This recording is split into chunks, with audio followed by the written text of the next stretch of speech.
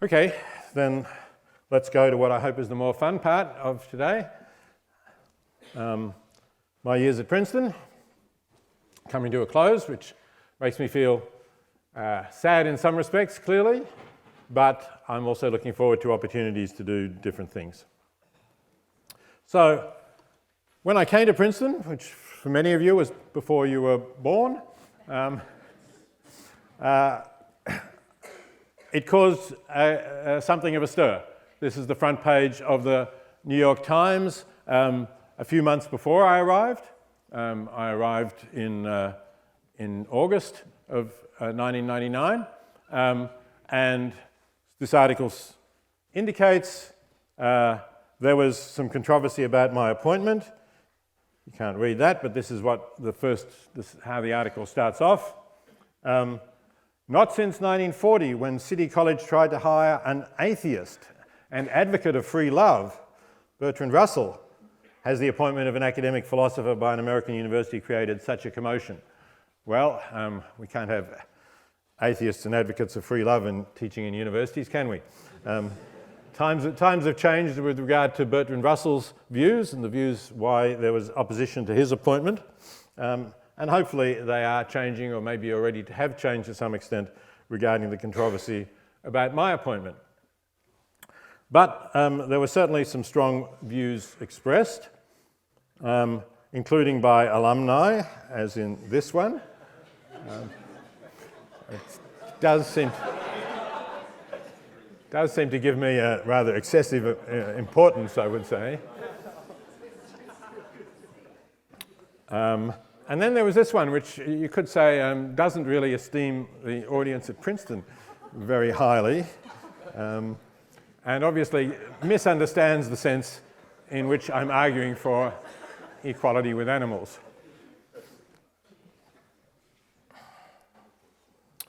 Okay, but the protests actually continued to particularly in the first week or two of when I started teaching in September.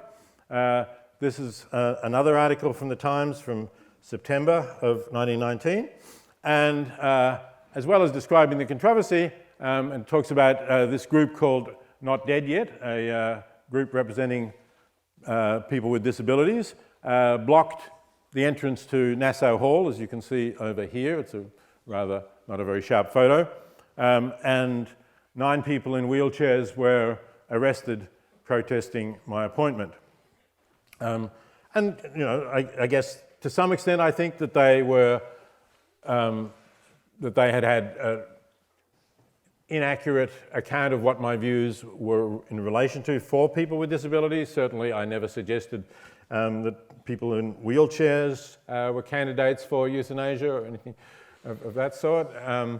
But they did feel that somehow it was not sufficiently respectful of people with disabilities, and of course, in the course this year, we've continued that discussion, and I hope you have a better understanding of my views, though you might still clearly disagree with them.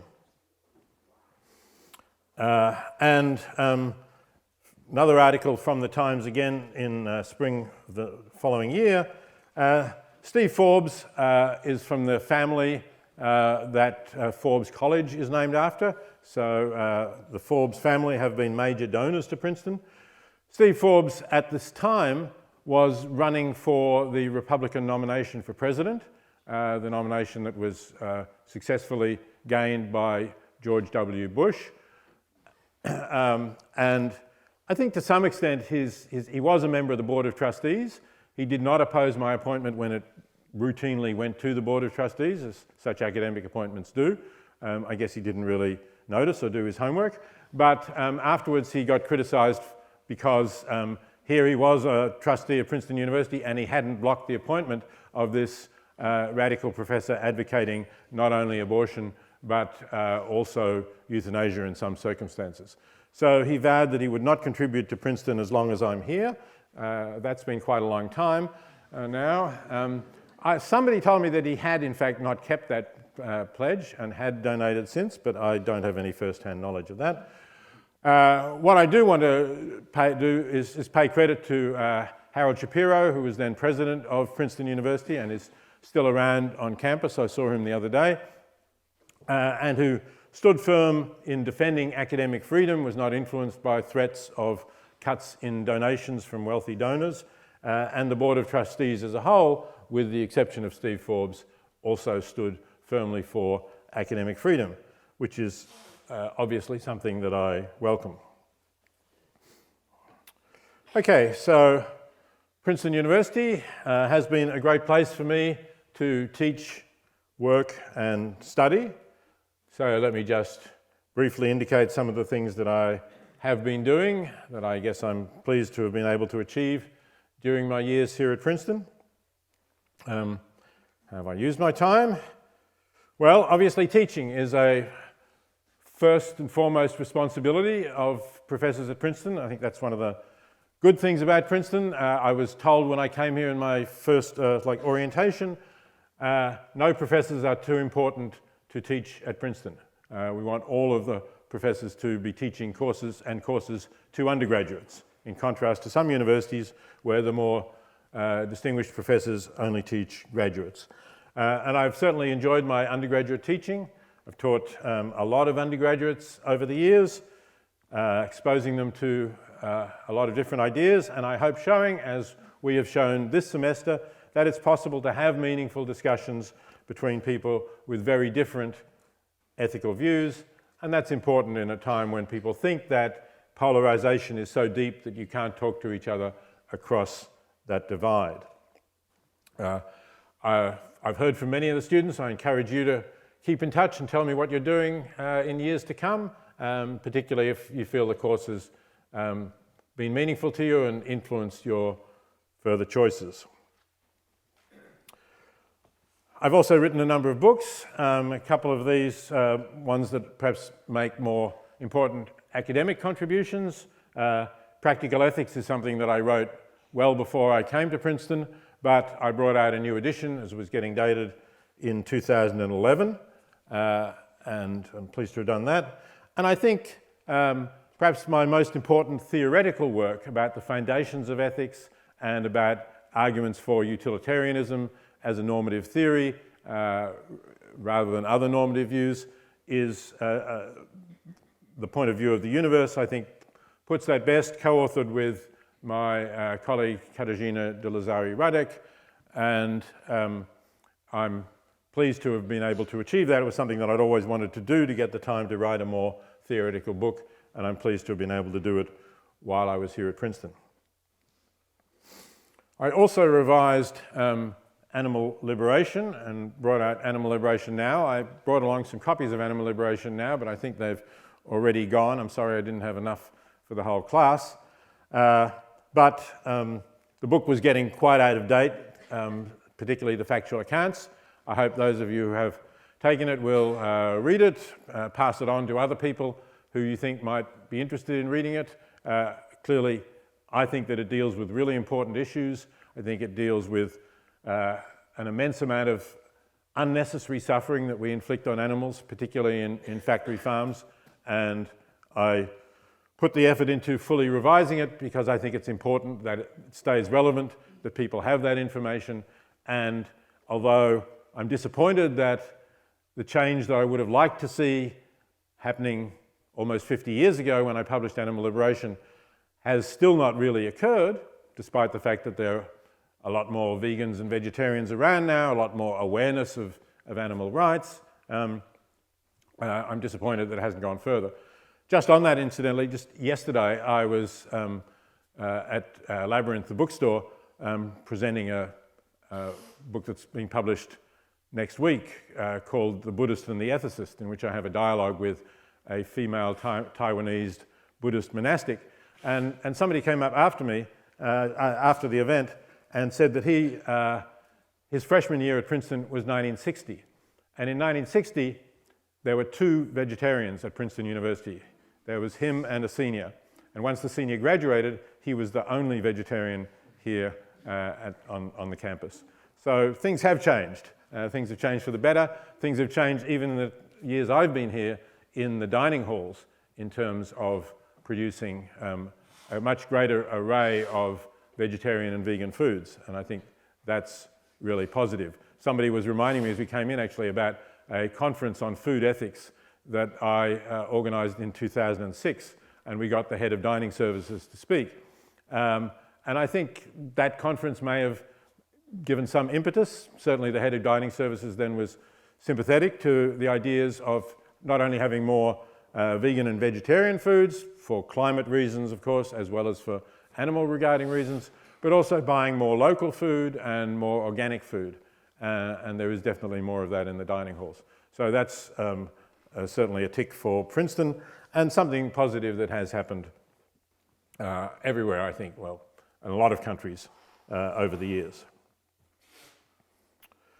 Okay, I've already mentioned the issue of freedom of speech, freedom of expression, which came up when I was appointed. And I think one of the things that perhaps has not gone in the way that I would have liked to see is the atmosphere for freedom of thought and expression. And I'm not just talking about Princeton. I think Princeton, as I say, is standing up reasonably well to that, but across the country more broadly and in many other countries as well, I think it's got harder to express and discuss controversial ideas.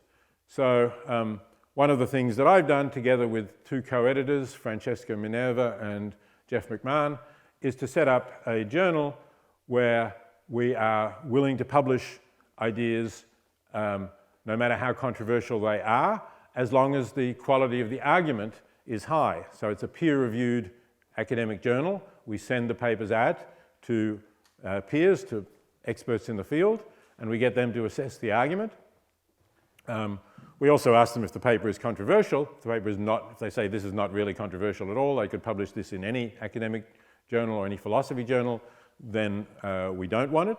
But if they say, yes, this is a controversial article and the quality of argument is sufficiently high to merit publication, then we will publish it. And we've now had 5 issues, and we've had a number of controversial articles there. It's an open access journal, and you can go to journalofcontroversialideas.org and look at any of the articles you want. And another feature we have is that we allow authors to publish under a pseudonym. About a third of the articles we published have been published under a pseudonym so far. The reason for that is that people may be fearful in the at present climate that if they publish things that are controversial, that go against some of the political ideas, that majority ideas, say in universities, and if there are academics, that may harm their prospects of getting an academic position, especially if they're younger and don't have a tenured academic position themselves. And in some cases, they may be fearful of more personal attacks.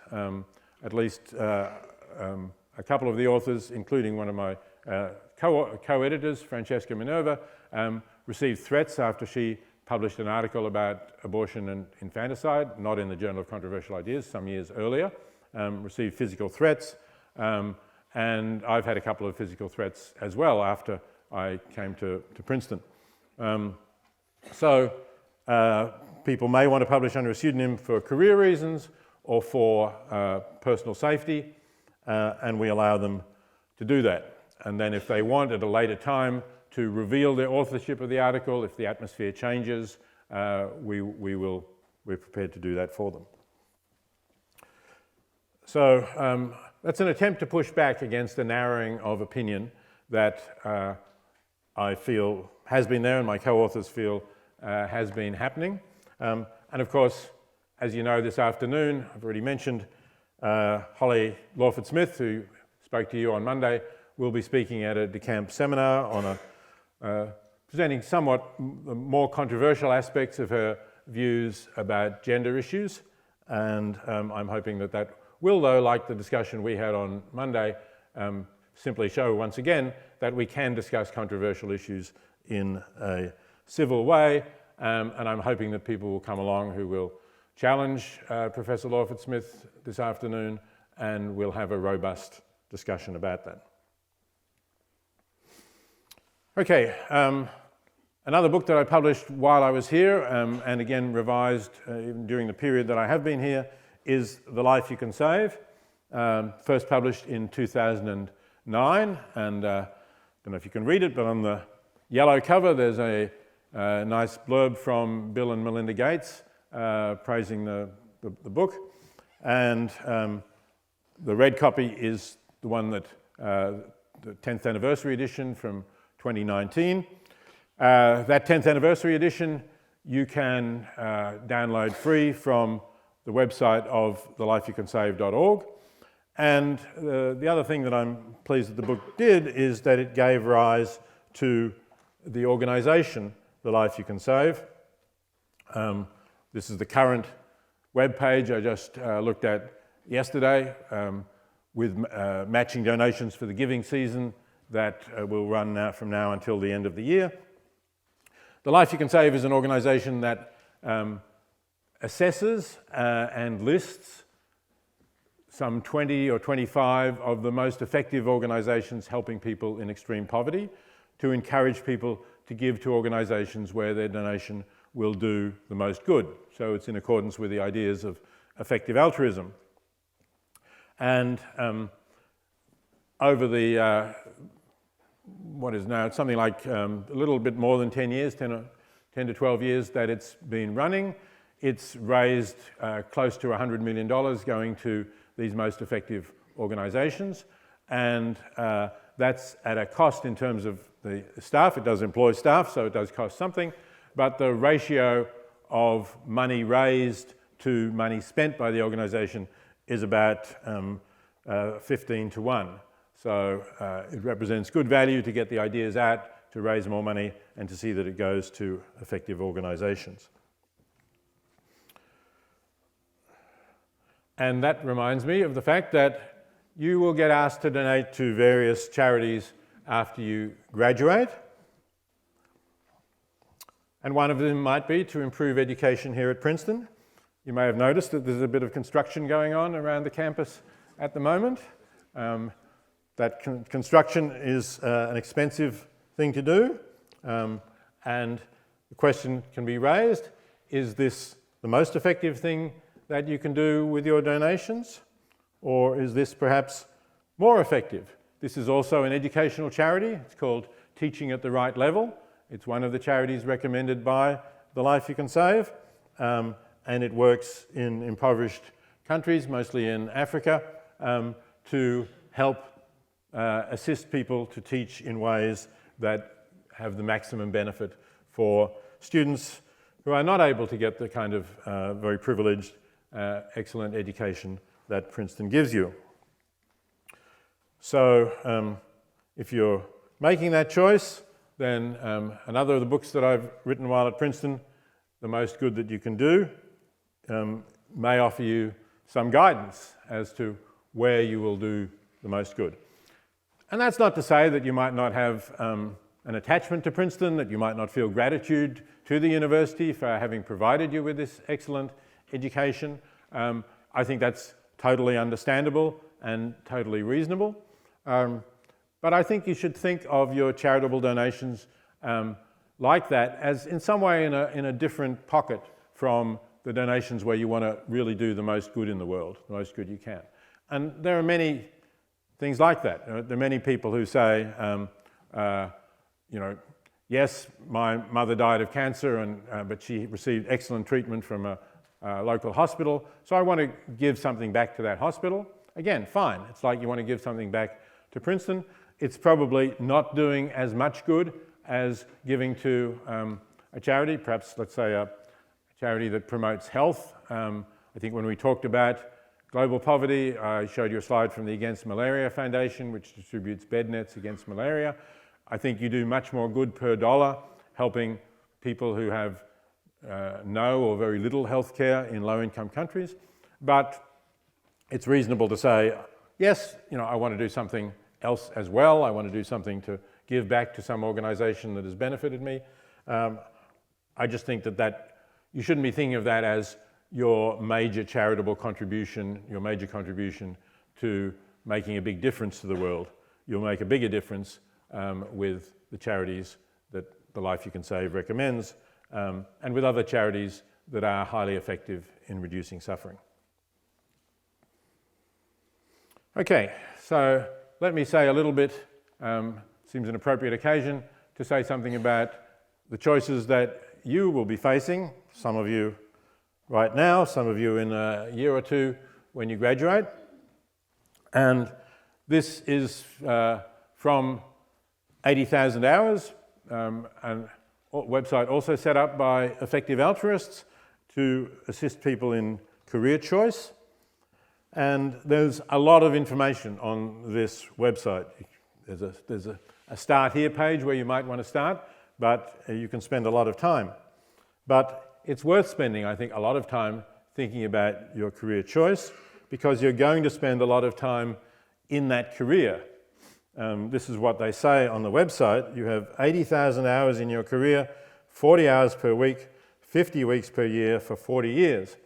Well, as an Australian, I have to say, only taking 2 weeks vacation per year seems a little small. Most Australians take 4 weeks a year, and I'm not going to discourage you against taking 4 weeks vacation, because I think you know, if you work hard the rest of the time, you need some breaks. It's good to have breaks. You may work less than 40 hours in some weeks, and you may work more than 40 hours. And if you're really lucky like me, you may actually have more than 40 years in your career. So it's all going to balance out in different ways. But it is going to be a lot of time. So, and as this says, it's a major driver, likely to be a major driver of your personal happiness, how much fulfillment you get out of your career, and also an opportunity to have a positive impact on the world. And I think that those two things are linked. I don't think that they're opposed to each other, but knowing that you're having a positive impact on the world is a really important thing to be doing. So that's why it's worth spending quite a bit of time thinking about what career choices you have, and 80,000 hours, as I say, is a great source for doing that. So just some thoughts of my own. There are different views as to what might show success in your career. Some may think that buying really expensive brand name products is the way to do it. I'm always a bit mystified by the fact that some people want to pay vastly more for a particular brand item than they need to get something that is equally serviceable, equally useful. But clearly that's the way a lot of people think. That's why these businesses exist. That's why you go to walk down Fifth Avenue in New York, or similar streets in most other cities, or go to the airport before you, after you go through the duty-free section. And a lot of these airports now make you walk around sort of horseshoe-shaped routes so they can get more of these prestige stores in to try to sell you goods at enormous prices. As I say, I don't know why people are there. Often there's not too many people in those stores. But there's no good evidence for thinking that this is really going to make you a lot happier. In fact, there's quite a bit of psychological research showing that in the long run, it doesn't really make you happier, that it puts you on the hedonic treadmill. Yes, you get a bit of a kick out of knowing that you own some expensive luxury item, but the satisfaction fades fairly rapidly, and to get more satisfaction, you need to keep running on the treadmill. You need to keep going. I think that there are different kinds of lives that can be seen as very successful. And I'd like to introduce you to somebody who I knew, who sadly is no longer with us, and who I wrote a book about because I thought that not just the way he lived, but the way he worked was really important. His name is Henry Spira. He's pictured here with his cat Nina. So Henry had pretty much a working class life, but was always on the side of the underprivileged and the oppressed. So in his early years, he marched in the civil rights movement in the South. After the revolution in Cuba, he went to Cuba to see whether this was a real revolution, helping the peasants and most people or not. He was enthusiastic at first, but he became, as many people did, quite disillusioned with the Cuban Revolution. He also worked as a merchant seaman, spent many years on ships, and realized that the National Maritime Union at that time was corrupt, was selling out the seamen for doing sweetheart deals with the bosses. He joined a reform group trying to oust the president, and the leading candidate in the reform group was then beaten up by thugs with lead pipes, nearly died. So it was a rather dangerous thing to do, it turned out, to challenge the leadership. And Henry eventually left working on ships and became a high school teacher in New York, teaching in what was then called Spanish Harlem, so the Hispanic area of Harlem. But in the 1970s, he happened to read a critique in a left-wing magazine that he was reading of something that I'd written, the first thing that I ever wrote on animal liberation, which was not the 1975 book, but was a review article I wrote for the New York Review of Books in 1973. And the article that Henry wrote was a critique of that. Basically, it was saying, look at what the liberal bourgeoisie is talking about now. Instead of being on the side of the workers, they're talking about animal rights. Can you believe it? But you know, it's not always bad to be criticized, because this did bring what I'd written to Henry Spira's attention. And he had enough independence of thought to think, well, maybe this is not such a crazy idea. I've been working for oppressed people all my life, but maybe non-human animals are another oppressed group. And I have to admit that it wasn't just the logic of my argument. It helped that a friend of his who was going overseas and who had a cat said, hey Henry, I'm going overseas, you need to take care of my cat. And here's Nina, to whom I think the animal movement also owes a great deal, because Henry said he realized one day that here he was patting Nina, who had got into his affections, as cats often do, patting Nina, patting one animal while sticking a knife and fork into another. And he thought, maybe there is something wrong with this. And he then saw an advertisement for a continuing education class that I was teaching at New York University. I spent a year as a visiting assistant professor at New York University, 73 to 74, and I had started writing animal liberation. And so what I did for the continuing education class that I was teaching was essentially to go through the drafts and work out the arguments, get some comments on the arguments. And I had an audience of maybe 25 people, largely women, and largely, I guess you could say, reasonably upper-class Manhattan women, well-dressed, nice accents. And then there was Henry, who did not present like that, but was pretty rough, had a working-class accent. He'd actually also worked, I didn't mention, on the General Motors assembly line in New Jersey, so maybe he had a bit of a New Jersey accent. And came along to the class and listened, made comments, but particularly valuable at the end of the class, when at the end of all the sessions, he stood up and said, well, all of this philosophy has really been very interesting, but what are we going to do about it? And he then invited people to come along to meet in his apartment. He had a rent-controlled apartment uptown in New York, and talk about what they could do about it. And that started Henry on a path of becoming the most effective animal activist of the last quarter of the 20th century. So he developed his own campaign strategies. This is perhaps one of the more important ones. If when you buy cosmetics today, they have the word not tested on animals, or if that is true about them, as it very often is, that's largely the result of Henry Spira's campaign. So what he did was he picked on the industry leader, who at that time was Revlon, not anymore. He used Freedom of Information Act to get information on their animal testing, ascertaining that they were doing something called the Drey's test, which is this test here, an eye test that was standardly used for a whole wide range of products, and not just cosmetics, but including cosmetics. And the rabbits was done on rabbits because they don't produce tears to wash away substances put in their eyes. Their heads were protruding out of stocks, so they couldn't get a paw to scratch their eyes. And then substances, chemicals were put into their eyes, and the amount of damage done to the eyeball was subsequently measured as an indication as to whether the substance might be dangerous to human eyes.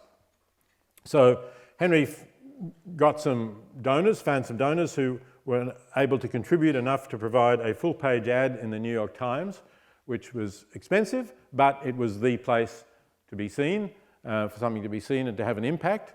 And that's the ad that he had drawn up by a volunteer advertising designer called Mark Graham. And the ad had a huge impact, but it was part of a larger campaign that took place near Revlon's headquarters, which were on Fifth Avenue down near the bottom of Central Park. Essentially kept the pressure up on Revlon. And his strategy was, if you go back to here, go back to the previous slide, by the way, you might wonder, what's this tube of toothpaste doing here, right? Why is the subtitle of the book Learning from a Tube of Toothpaste? So Henry's basic idea was, if you want to achieve something, if you want to get something out of a corporation, for example, there's two things that are important. One is, it's like squeezing a tube of toothpaste. How bad is the blockage at the end of the tube, and how much pressure can you put on the bottom of the tube? So in order to make the blockage one that you could remove, Henry did not ask Revlon to say, stop testing on animals as of now or tomorrow. He knew that they could not do that because they would not be able to release any new products without testing on animals. So instead he said, I want you to give, I don't remember the exact figure, but it was a tiny percentage of your profits, definitely less than 1%, I think maybe a quarter of 1% or something, to set up research into alternatives to the use of animals in testing cosmetics. And eventually the pressure on Revlon was enough, they were getting so much bad publicity that they decided it was worth doing that. And they did it. It was set up at Johns Hopkins. There's still a Centre for Alternatives to Animal Testing at Johns Hopkins. And basically it succeeded in getting rid of that Drey's test. It's not that the Drey's test doesn't exist at all, but it's not done for cosmetics generally, and it's not done for most of the other things it was done for, because there are essentially synthetic alternatives, other cell cultures that can be used instead. So I think it's a good strategy, good tactics, and that's why I did the book Ethics into Action, to record those tactics so that others could use them. But Henry, in the late 1990s, I was back in Australia, I wasn't here at Princeton yet. Henry phoned me and said, I told him that I wanted to write this book. And he said, do you still want to write that book about the way in which I've achieved various victories for animals? And I said, yeah, sure I do. And he said, well, you better come soon and talk to me about it. I said, why? He said, because I've been told I have cancer and I don't have more than a few months to live. So I flew over to New York. I spent many hours talking to Henry. I videoed a lot of it. And if you want to see it, actually, there's a compilation video that you can find online. Search for Henry One Man's Way, and you can find it's about a half-hour video, maybe a bit more than that, of Henry's work and methods. But as well, I talked to him about the fact that he seemed really tranquil in the face of his death, and he wasn't particularly old. I think he was about 70 at the time, certainly younger than I am now. But this is what I said when I asked him why he seemed, okay, not as distressed or depressed as you might be to get the news that you don't have very long to live. And this is what he said, that you want to feel that your life amounts to more than just consuming products and generating garbage. You want to look back on it and feel that you've done the best you can to make this a better place for others. Not, he says, from a sense of duty, but because it's what you want to do, what you feel best in doing. And I think that's definitely a successful life, a life well worth living. Okay, I'll mention a couple of other people before I close, getting close to the end.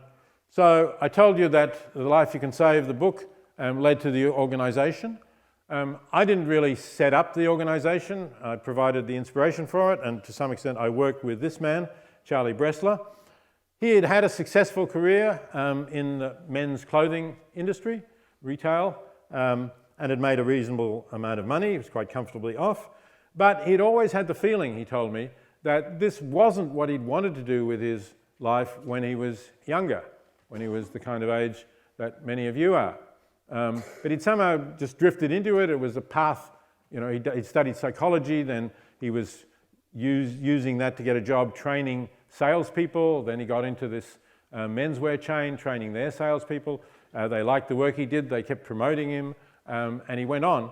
But by the time he got to 60-ish, he felt that there was other things that he wanted to do, and he read The Life You Can Save and called me up and said, would you like my assistance in turning this into an organisation? At that stage it was a book, it was also a website that I'd set up with some help from others, but not really an organisation, not a tax-deductible charity. So he was responsible for doing that, and as he says down the bottom, he says, the first life I saved was my own, because he feels much better about his life from having done this, and is still involved with the organisation, no longer the CEO, but still involved in supporting it. So that's, I think, another highly successful life. And here are a couple of people that you might find it easier to identify with because they're more your age. Adam McCurdy and Josh Ross, they're two Australians who set up, were looking around. They went trekking together, as Australians often do when you've finished high school. You go overseas, you go to Nepal or India or somewhere like that with a mate, and you spend a lot of time together. So they talked about what they wanted to do with their lives, and they agreed that they did not simply want to go into the corporate world and make a lot of money. They wanted to do good. And they thought for a while and talked for quite a while about how to do that. And they thought of setting up a business where the competitive edge that the business had would be that all of its profits would go to do good in the world. So they thought around for a while about what kind of business could it be. Adam was an engineer, had done a lot of software engineering, and Josh was someone who's more in finance and economics. So they were a good combination to set up a business that was involved where software was important, and they hit upon ticket agencies. As they say here, this is taken basically from their website, everybody hates booking fees when you book for events, and you know that you're just enriching somebody for not doing anything, you know, very essential for you, but you need those tickets. So what if you had a ticket agency that was 100% owned by a non-profit organisation, so all the profits had to go to doing good in the world? Wouldn't you prefer to use that ticket agency rather than another one? So they set up Humanitix in Australia and New Zealand, and after I think it's maybe 5 or 6 years, they've already donated, as it says, 2.5 million, it's probably Australian dollars, to doing good in the world. And they are now starting to set up in the United States. So if you're graduating and you'd like to work for a good company, they're actually looking for people. Go to Humanitix online, you'll find that they're hiring at the moment. But it's also, I think, something that you can think about doing. Why aren't there more businesses like that where you know that the profits are going to do good? Okay, do good, yes, but don't be sketchy about doing good. I'm a utilitarian, I know. I think the consequences are what really determines things, but I want to warn you about thinking that bending the rules is justified in order to do good, because very often you're going to get it wrong. These are a couple of quotes, I'm not sure if you can read them from back there, from some direct messaging that Sam Bankman-Fried exchanged basically just a day or two after the whole FTX collapsed. And he was in trouble with Kelsey Piper, who he knew was a journalist for Vox. So he's saying this to a journalist, and Kelsey says to him, I get how you could have gotten away with it, but I guess that seems sketchy, even if you get away with it. That is, using the client's funds to prop up a separate investment vehicle that had gone bad. And he says, Sam says, it was never the intention, sometimes life creeps up on you. Well, be warned. Don't let life creep up on you. It's pretty incredible that if you have multiple $1 billion, you can't employ some financial people who will make sure that your company is operating in the way it should operate. It's a really sad story, not only for Sam, for Sam's parents, but of course because of the lost opportunity of those billions of dollars that could have done so much good. Okay, if you want to keep up with me, this is my website. Keep up with other events, what I'm writing, and so on. And that's about it, guys. Bye. Thank you.